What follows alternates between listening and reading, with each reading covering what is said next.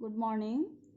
आज हम लोग शब्दों के वर्गीकरण में प्रयोग के आधार पर शब्दों का भेद पढ़ेंगे।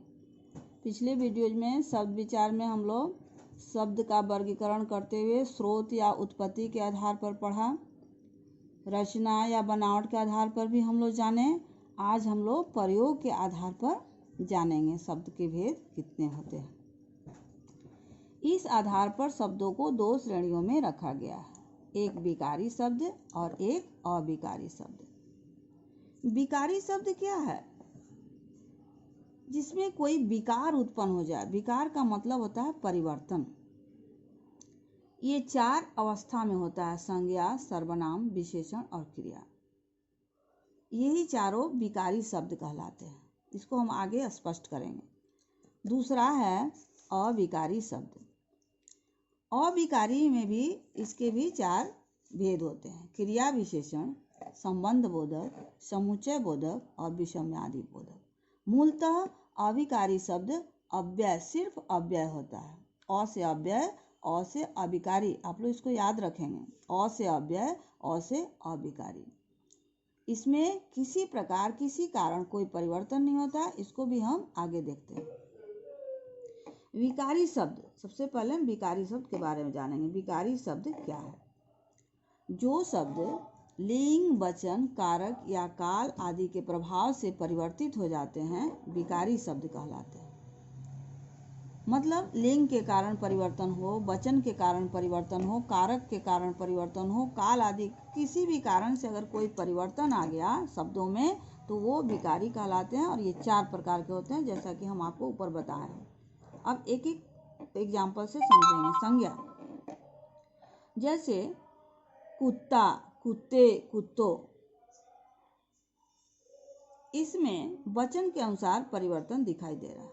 सर्वनाम में वह, वे, उन्होंने।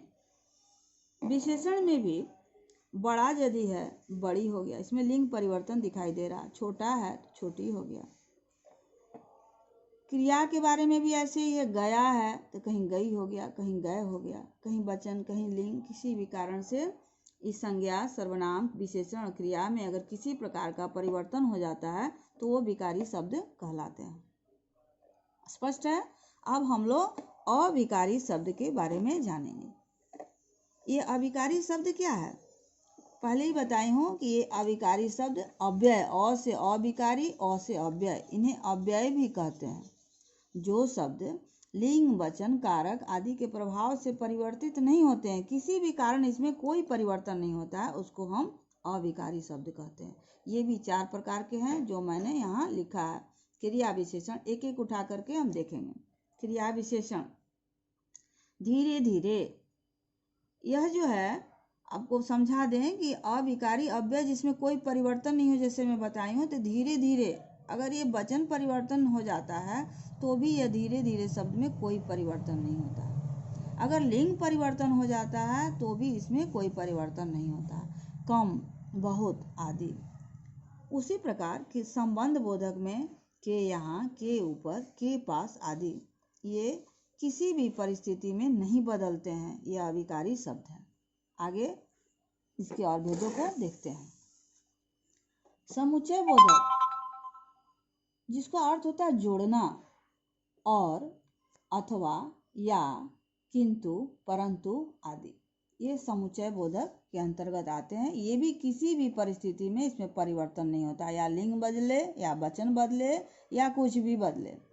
अब हम विषम्यादि बोधक भी उसी अवस्था में है। अरे, वाह, शाबाश, ओह आदि ये सब शब्द हैं जो किसी भी परिस्थिति में इसमें कोई परिवर्तन नहीं होता है। इसलिए यह अविकारी शब्दों के भेद हैं। अविकारी शब्द हैं, ये सब अव्यय हैं। स्पष्ट है? आप लोग समझ गए प्रयोग के आधार पर शब्दों का वर्गीकरण।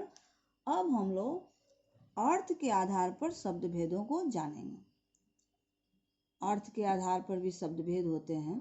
चार प्रकार के होते हैं: एकार्थी शब्द, अनेकार्थी शब्द, पर्यायवाची और विलोम। ये क्या है ये आपको हम बता रहे हैं एक एक करके। एकार्थी शब्द, जिन शब्दों का केवल एक ही अर्थ होता है उसको हम एकार्थी शब्द कहते हैं। सामान्यतः संज्ञा शब्द इस श्रेणी में आते हैं, जैसे मनुष्य, नदी, पहाड़, फूल आदि।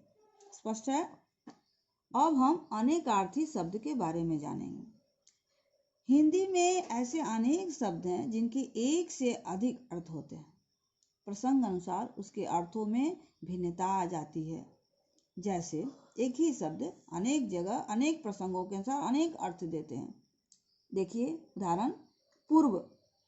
पूर्व का एक अर्थ होता है पहले, भूतपूर्व, समय से पूर्व हमने ये काम किया। और एक अर्थ होता है एक दिशा विशेष, पूर्व दिशा के बारे में भी इसका अर्थ मिलता है। उसी तरह यह कल है।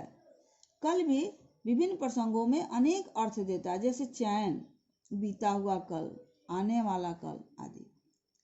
पय शब्द है जिसका भी अर्थ दूध है, अमृत है, पानी है। ये भी अनेक अर्थों में प्रयुक्त होता है। कनक, ये भी एक ऐसा शब्द है जिसके अनेक अर्थ हैं। सोना, कनक का मतलब सोना भी होता है, गेहूं भी होता है और धतूरा भी होता है। तो ये शब्द प्रसंग अनुसार अलग अलग भिन्न रूप में आते हैं सामने। ये अनेकार्थी शब्द हो गए। अब हम लोग पर्यायवाची शब्दों के बारे में जानेंगे।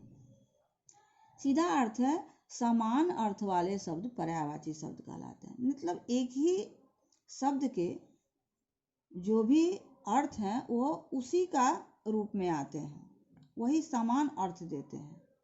जल कहें, जल का ही देखिए, जल कहें, पानी कहें, नीर कहें, अम्बु कहें, वारी कहें, सलील कहें, ये सब जल एक ही अर्थ प्रदान करते हैं, समान अर्थ ही प्रदान करते हैं, इसलिए पर्यायवाची शब्द हो गया। रात्रि, रात कहें, निशा कहें, विवाह कहें, रजनी कहें, कुछ भी कहें, इन नामों से यदि पुकारेंगे तो उसका एक ही समान अर्थ मिलेगा, रात, रात्रि। इस तरह से पर्यायवाची शब्द भी स्पष्ट हुआ। अब हम विलोम शब्दों की ओर चलेंगे। विलोम शब्द वे शब्द जो एक दूसरे का उल्टा या विपरीत अर्थ देते हैं, उन्हें विलोम शब्द कहते हैं। इनको विपरीतार्थक शब्द भी कहते हैं। विपरीतार्थक शब्द जैसे जन्म का मरण होता है, एक दूसरे का उल्टा अर्थ, विपरीत अर्थ, जन्म मरण, लाभ हानि। उसी प्रकार आय का व्यय, कोमल का कठोर। उम्मीद है आप लोगों को समझ में आ गया होगा। धन्यवाद।